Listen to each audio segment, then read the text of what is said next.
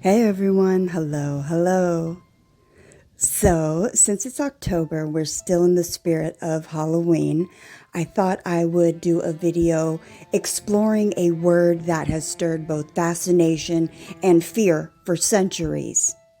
Witch. When you hear the word witch, what image comes to mind?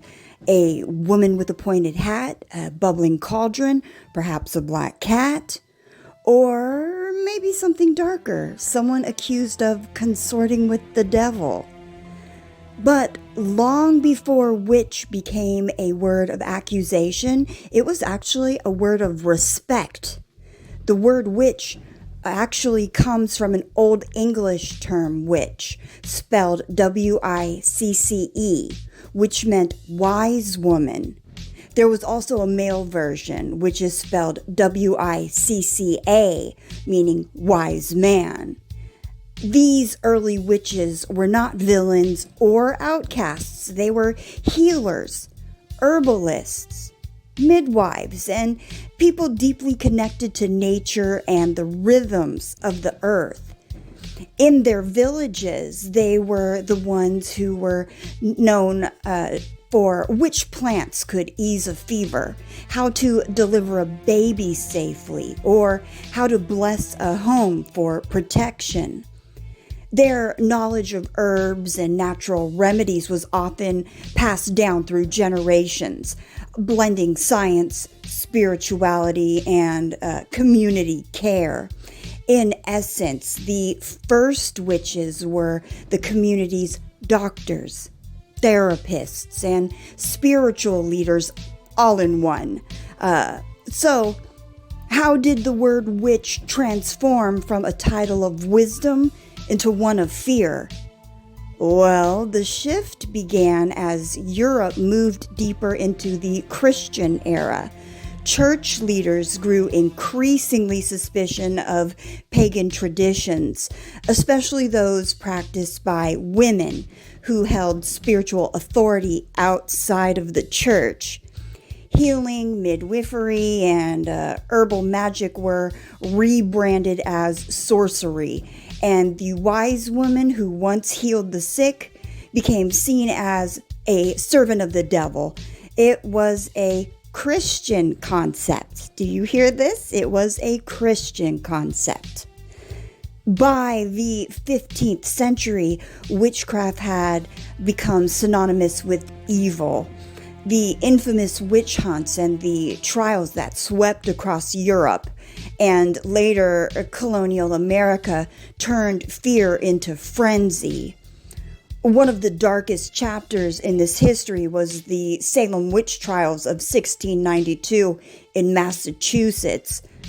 Dozens of people, mostly women, were accused of witchcraft, often with no evidence beyond superstition, jealousy, or personal grudges. And 19 were executed by hanging, and others died in prison. The same word that once honored wise women became a weapon used to silence them. Yet, despite centuries of stigma, the spirit of the word witch never truly disappeared. Oh, on a side note, interestingly, centuries later in the 20th century, some modern satanic groups embraced the term witch deliberately, but for a very different reason. When Anton LaVey founded the Church of Satan in 1966, he used the imagery of the witch as the devil, not as literal evil, but as symbols of rebellion, freedom, and individuality. In LaVeyan Satanism, calling oneself a witch was a way of reclaiming forbidden powers, challenging moral hypocrisy and religious control.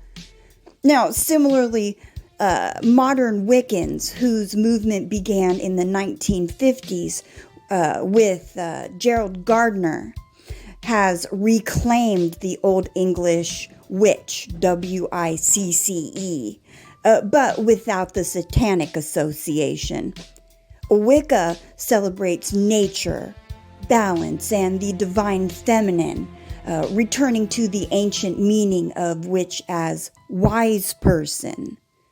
So, while some Satanists use the word witch to provoke or symbolize rebellion, others revived it as a sacred spiritual identity.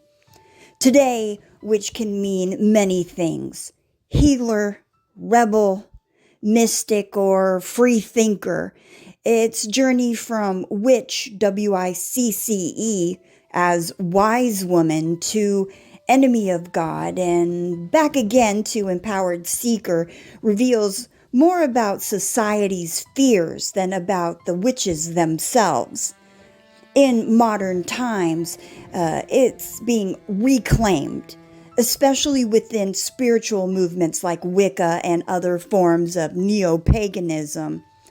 Today's witches celebrate the word's original meaning: wisdom, intuition, and harmony with nature. The witch has once again become a symbol of empowerment, especially for women who seek to reconnect with ancient traditions of healing and self-knowledge.